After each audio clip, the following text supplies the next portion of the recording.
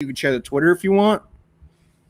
Oh, did you just tweet? So I gotta We retweet are it. live, guys. We are live. Slam, start the intro.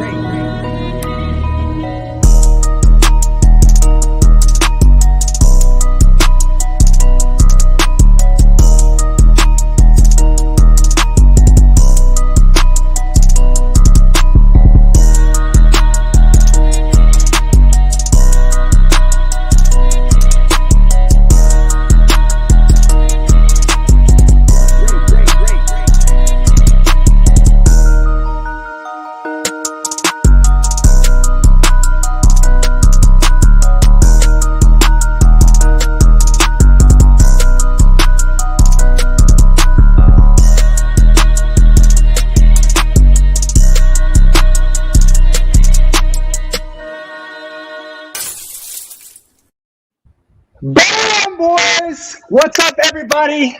And welcome to our very first episode of Off the Bounce. I'm your host, Slam the Bookie, Alpha Dog Bets, and Hefe Picks. Guys, what's up? How we doing today?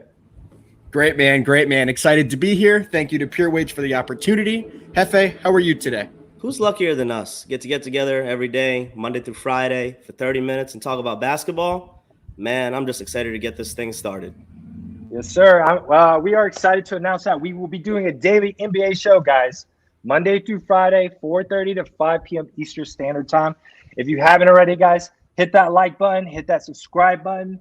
And guys, and once again, special thanks to Pure Wage for sponsoring this video. If you haven't already, guys, make sure to go follow him. He's the best in the business. With that being said, we only got 30 minutes, so we're going to jump right into our recap from yesterday. Usually, beginning of the show, we like to do a 5 to 10 minute recap. But let's jump right into our recap. All right, first game, we got the Bucks versus Pistons. Line closed at 4.5. Yeah, it was. What did you think about this game, Alpha? It was an interesting game, guys. As most of us know, the Bucks were pretty shorthanded last night. They didn't have Middleton, they didn't have Holiday, and they didn't have Brook Lopez, but they did play a great game. At only a 4.5 line, they really came out and took it to the Pistons. My story on this one, guys, is Cade Cunningham. His first game in the NBA, he had 2 points that were both from free throws, and he went 0 for 5 from the field. Last night, he went 2 of 14. So in his career, he's coming in 2 of 19 from the field, and for the number 1 overall pick, that's just not going to cut it. Hefe, what did you take from this game? I agree with you. I didn't have the highest expectations for Cade Cunningham, but when he started out 1 for 6 in that game yesterday, you could tell he's going through the rookie growing pains. That's a young team as it is, a very young nucleus, young coach. They're going to have a very, very tough year, but that's as expected. They're going to have to be that scrappy team that does the little things right and almost has to play a perfect game to get W's against a team like Milwaukee, even if they are shorthanded. And Cade's only been playing like 2 games, but do you think he'll pick it up as he goes, or you think he's in trouble right now? I do. I think at the end of the day, he will be the type of player that's a floor general, make others around him better. I do think he'll pick it up. Yep. I think 2 games into the season, and like Alpha said, last night was his first game without minutes restrictions. I think it's a little too soon to judge him. I agree. All right, let's jump into the next. Well. Let's jump into the next game, guys. We got Heat at the Mavs. Line closed at 2.5. Score 125-110. Final. Miami Heat. Alpha, were you a little worried about the Miami Heat in the first quarter here? What you take? I was a little worried. They started pretty slow, and it seemed like Dallas finally, for the first time all season, found their groove offensively. I believe they scored close to, I think they had 64 points in the first half yesterday, so they were really lighting it up. And the thing with Dallas all year is they've been terrible offensively. They're ranking 3rd in the NBA in points per game. And last night in the first half, they really came out firing. But in the second half, when Luka got a little tired, when he was not on the court, the offense became stagnant. And the Heat have done what they've done all year, looking like one of the best teams in the NBA. And they got it done late. Hefe, what did you see in this one? Listen, like you said, Luka got tired. I think I read last night that the Heat had 8 different defenders on Luka throughout the game. Anybody would get tired. Yeah, he scored 33 points, but he shot 24 times. He can't do it all by himself. And I think what it's proving in the Mavericks as a whole is they don't really have that solidified second best player. I don't want to talk about Porzingis. He's not there Obvious right now. reasons. He's Obvious reasons. obvious Yep. reasons. But he is not the Robin to Luka's Batman, and he will never be. They need to truly go out and get somebody that can play alongside Luka and actually be there for him on a day in, day out basis. But let's switch sides to the Heat, because to me, the Miami Heat are the Eastern Conference absolute favorites to make it to the championship right now. They are the number 1 offensive team and the number 2 defensive team in the league. And while you might think that Kyle Lowry is the reason, or free agent signings like PJ Tucker and Morris, no. It is Tyler Hero betting on himself, and so far this season, looking like the 6th man of the year, no doubt about it. The man is balling, and he's proven what he's saying when he said that he should be in the conversation with Luka and with Trae Young. Yes, sir. Yeah, he looked great yesterday, definitely coming off the bench. Lowry actually played really well, 6 and 9 from the three-point line. I think 9 assists, I believe. Yeah. So Lowry had a big game, and Tyler Hero. So, yeah, let's jump right into the next game. I know you had the Suns here, Pelicans versus Suns. Line closed at 11. Score ended 112-100. Suns. What a lucky ass cover. Hefe, what do you think? Wow. I mean, it was one of those back doors that, like, if you have the Pelicans in that game, you want to smash your head through that back door. That's how bad of a bad beat that was. The Pelicans were up as much as 20 in that game. They had that game under wraps. And then in the fourth quarter, the Suns outscored the Pelicans 36-18 behind an insane night from Chris Paul, where he had 19 assists. And then Devin Booker in the last minute goes off for 8 points. And somehow, some way, they cover and win by 12. And JaVale McGee went off, too. And JaVale McGee probably had his best game of the season so far. Alpha, what did you think of that one? I thought it was a crazy game. From someone who had no action on this game, I was just watching as a spectator. Happened to be watching with Hefe, actually, who was on the Suns. So it was crazy to see that run at the end. I didn't think the Suns would cover, but they pulled it out. The Pelicans are now 1-7, 1-3 on the road, and they might have some big trouble this year. Yeah. That team should not have lost that cover at least, and probably not even in the game.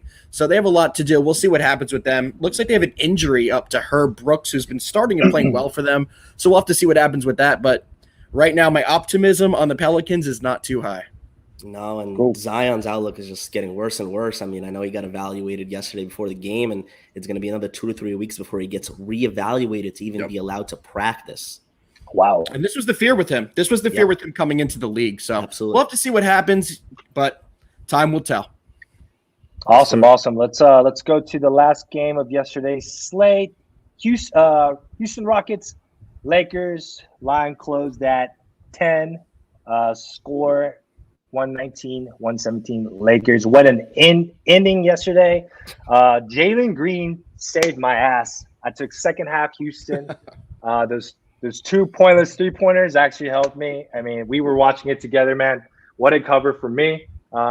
Did you guys have anything on the Lakers here, or how do you guys feel about the Lakers this year? Because, I mean, most of the games, they seem like they're fine offensively, but defensively, they seemed a little off. I know, like, most of the opponents that they play have been in like scoring over 100. So you think they're in trouble, or you think they'll just get it together eventually?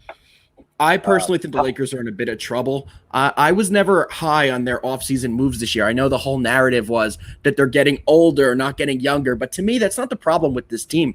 To me, is they have too many ball-dominant players on the offensive side. Having a guy like Russell Westbrook, who needs to have the ball in his hands, and having a guy like LeBron James, who also needs to have the ball in his hands for the majority of the offensive sets, is problematic. The ball's not moving. They're not getting a ton of assists. So I would be very concerned if I was a Laker fan this year. I don't think that they've made a great improvement, or really much of an improvement at all from last year's team. Listen, here's how I'm going to look at the Lakers season. You know that some people talk about an NBA game, oh, you really only got to pay attention in the last 2 minutes of the game. That's only when it matters. That is literally the analogy I'm going to use for the Lakers season. These games don't matter to them. Nothing matters to them up until the last 20 games of the season. As long as they're in the playoff hunt, that's all that matters to them. They made this roster so LeBron can take days off. so Anthony Davis could take days off, and so that Russell Westbrook can take days off. They did not make this roster to set the regular season win record.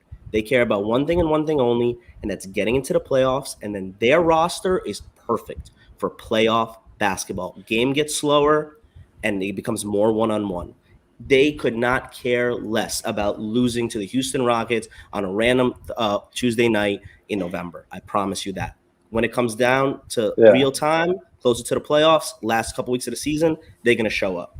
I agree with that to an extent. I think they need a couple more trade pieces. I think they need one or two more shooters. I don't like the shooters they brought in Bazemore and Monk. I just don't like some of the guys they brought in. I think they need a little bit more help. No, Bazemore is a beast, bro.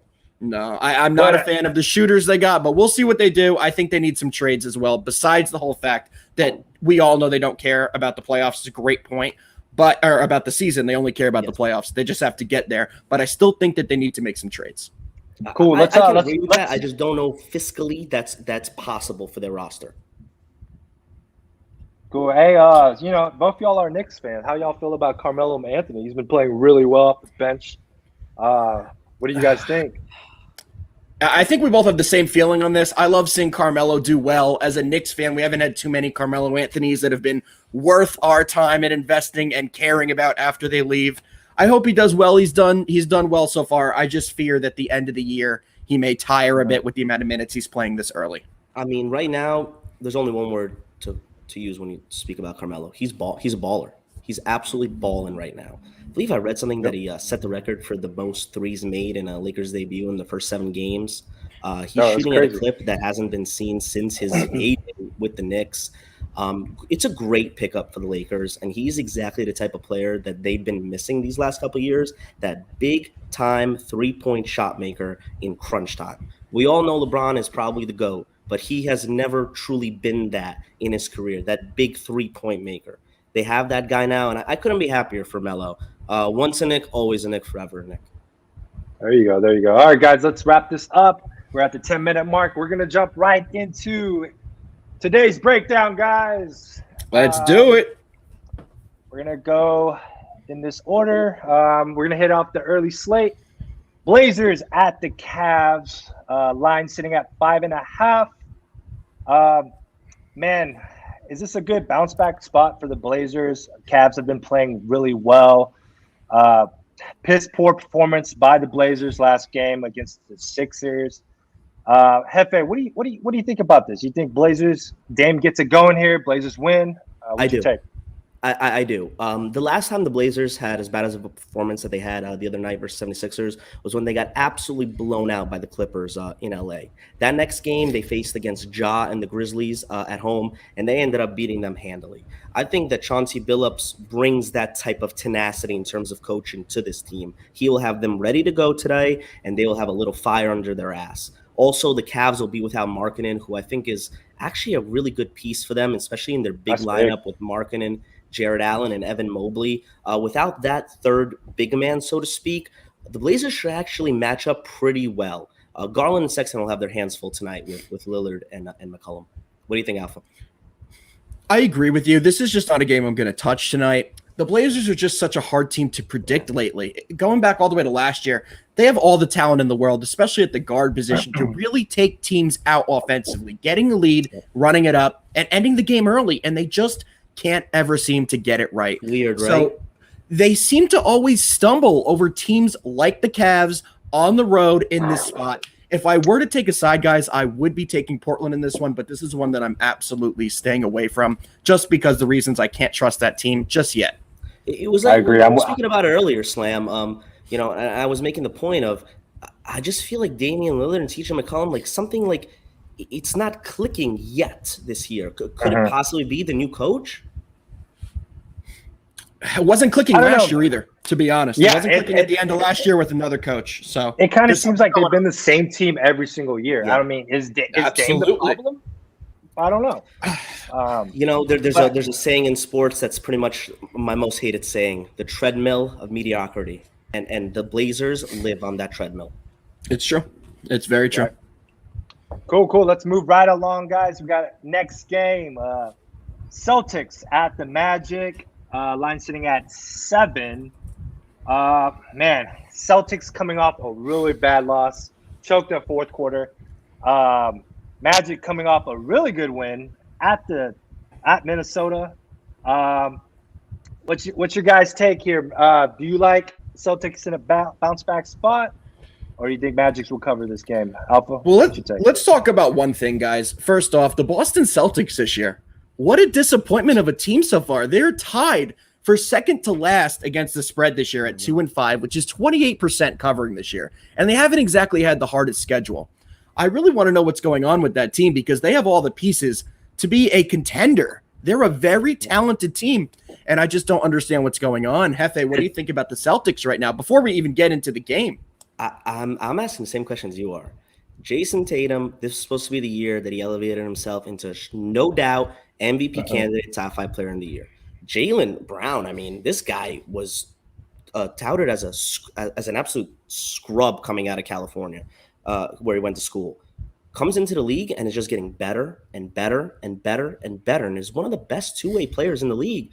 And for some reason, they can't get it together. And I'll tell you what, Marcus Smart may have said it the absolute best and may be the reason I was going to mention this is going wrong. They don't want to pass the ball. Everybody knows those two guys are the guys.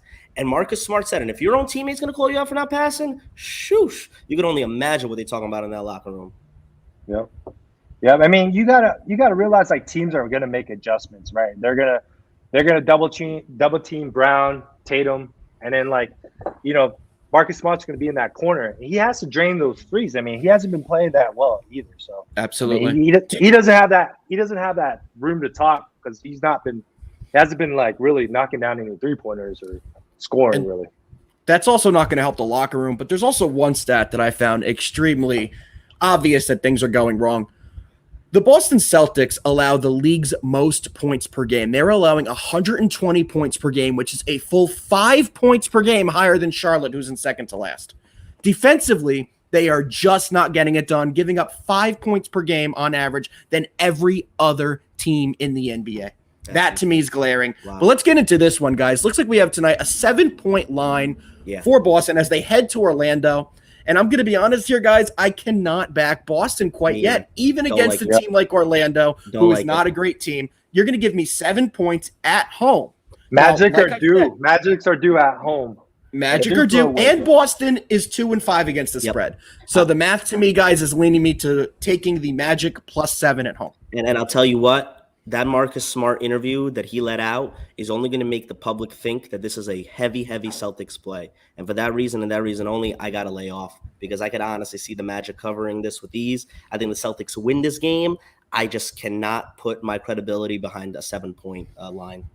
You can't put your money right now on a team to win by more than 7 points on the road that they're giving up the most points in the league. It just is not a smart bet, in my opinion.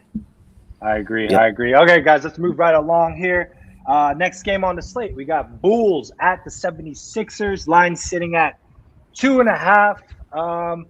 I think Embiid is back in the lineup. No Harris, no Green.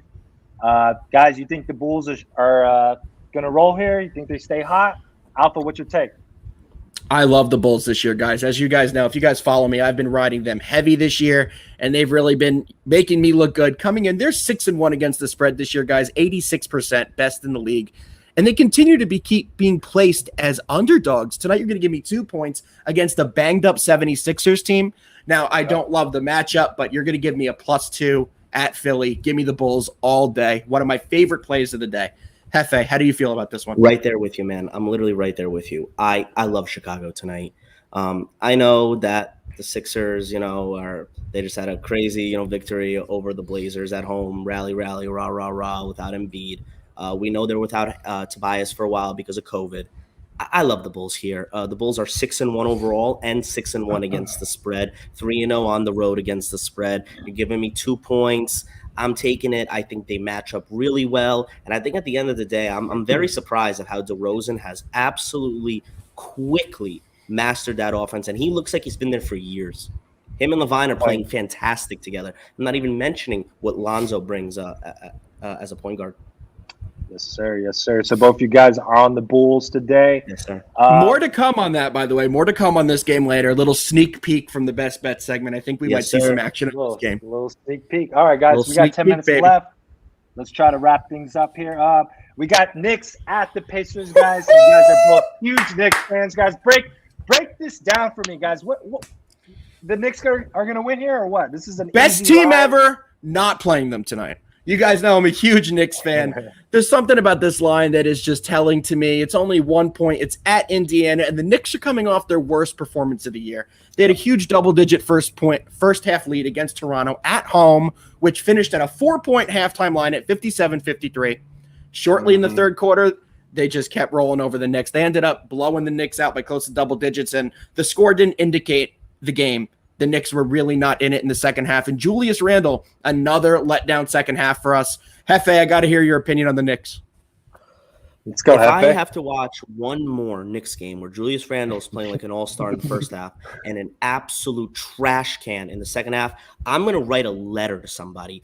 Better yet, I'm going to get in my car and just drive to MSG and start rioting outside with signs. Okay? I don't want to hear no bing bongs, no bangs from my green until Julius Randle figures it out. And I mean on both sides of the ball, okay? Because I don't want to see him putting up 30 points and then getting crossed over by OG Anunoby on the other side of the court, okay? He is supposed to be our cornerstone. And honestly, I started to truly believe that as a Knicks fan last year. It really hurt my heart what happened in the playoffs against the Hawks and how he really kind of fell apart. But looking at it, it was kind of unfortunate that OG had one of like the best games he ever had.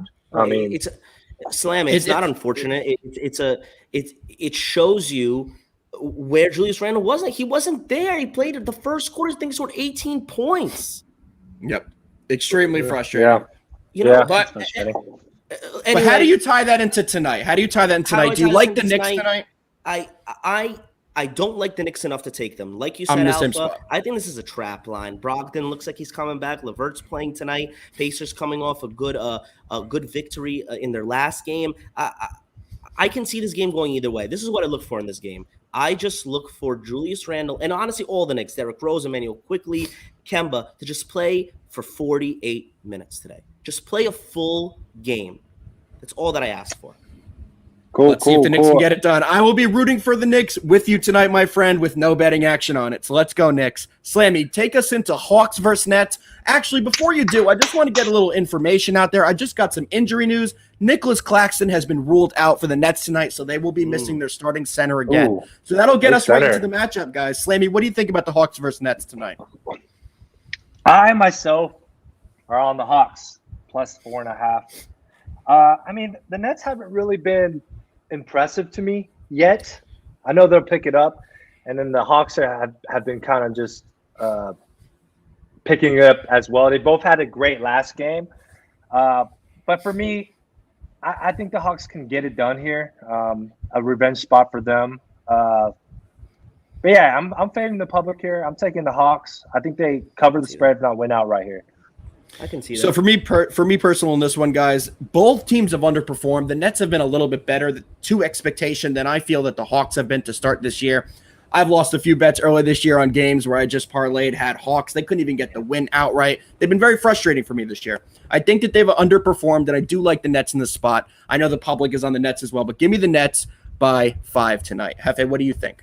I'm not on this game, but if I would be on the Nets. I think at some point James Harden has to pick it up. The man is averaging 18 points per game this year. Do you guys know what his average points per game is over the last 7 seasons? 7 seasons. It's 30 points a game that he's averaging over the last 7 seasons. This man is averaging 18 right now. That trend's going to come back around. He's going to figure it out, and they're going to be a more cohesive unit.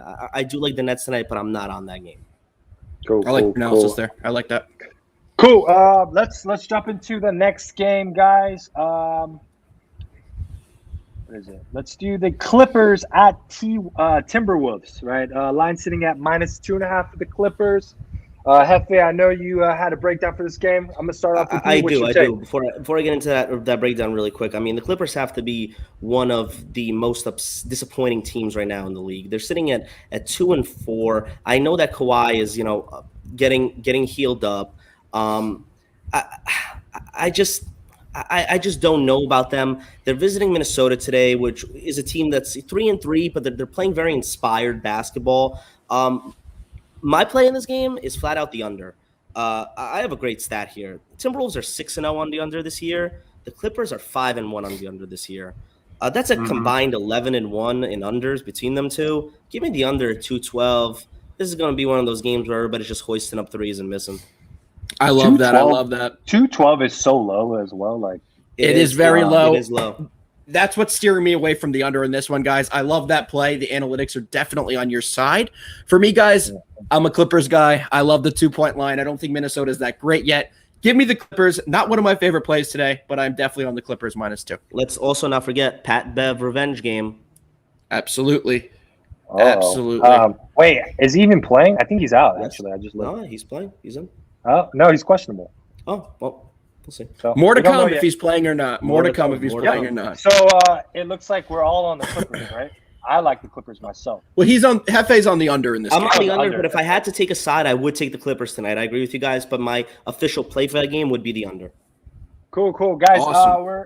We have 5 minutes left of the show. We got one more game on the board. We're gonna go to the late game here. Hornets at the Warriors. Line sitting at 6. Alpha, you and I were talking about this game earlier. What's your take on this game? All right, guys, a little sneak preview here. This is my favorite play of the night. I am slamming the over in this game, guys, for several reasons in this one. Slamming the over, guys. Who do you think is the number 1 offensive team in points per game this year? Is it Hornets. the Hornets? It is the Hornets coming in at 118 per game, coming in against a Warriors team that is scoring 111 a game, ranking in the top 15. One of the other reasons I love this game, guys, is the Hornets are giving up a ton of points. They're playing with a ton of pace, and there's a lot of possessions for both teams in every game that they play. The Hornets are allowing the most points in the league, second most points in the league, and scoring the most. So that's a recipe for a ton of points we should see in this one, guys. And I'm thinking this is going to go way over. So the over sitting at 226.5. That is my favorite play of the night, and I'm slamming it. Hefe, what do you see in this one? I totally agree with you. I think the analytics behind the overplay is fantastic. I mean, the Warriors are the absolute originators after the Suns in the mid 2000s for the 12-second or less offense. I mean, they are the original team that will give up an open layup to shoot a three. And honestly, in this game, I look for it to be a showcase for LaMelo. He's been absolutely putting on a show over there in Charlotte. National television game tonight. Him and Steph Curry. It's going to be really fun to watch and must-watch television. Couldn't agree more. Slammy, give us a final thoughts on the recap. What are you taking in this one? I like the Hornets. It's a lot of points. I think the Hornets can score. Bridges has been playing great. Ball has been playing incredible. I would lean the over. I think it's going to be high scoring. Love that. Come join us, baby. Come take the over with us, baby. Come to the side. I think it's too many points here. I think it's gonna come down to a really close game. I'm taking Hornets plus the 6. If not, I think Hornets could win outright. I mean, there we go. They play well. They play well on the road. All right, guys, you heard that potential upset. Hornets outright slam pick. All right, guys, but this is leading us to the section you guys have been waiting for. It's going to be our best bets segment. Slammy, cue that up for us. Boom. You can't beat that picture. You just can't beat that picture. All right, guys, I'm going to start us off with my best bets. As I said earlier, the over in the Warriors game, Warriors-Hornets, over 226 is my play of the night. My second favorite play, guys, is Bulls plus 2. And my third favorite play is from a game we didn't talk about. It's going to be the Spurs-Mavs under 217. Guys, the Mavs are the third lowest points per game scoring team in the league. They play decent defense, and they're coming off a back-to-back. I expect their offense to be stagnant and a low-scoring game. Hefe, need your top 3.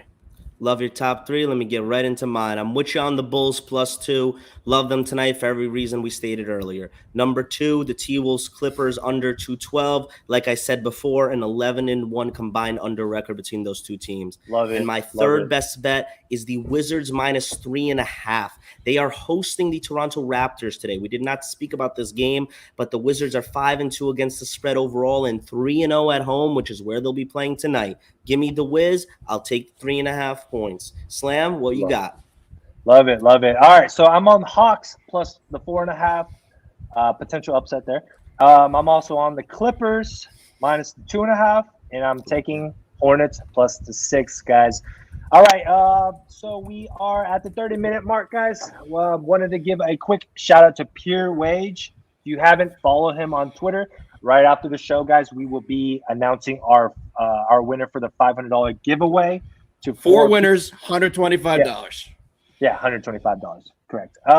Guys, thank you so much for tuning in. We will be here Monday through Friday, 4:30 to 5 p.m. Eastern Standard Time, guys. Make sure to subscribe, boys. Slam it. All right, guys. We will see y'all tomorrow. Peace. Thanks for tuning in.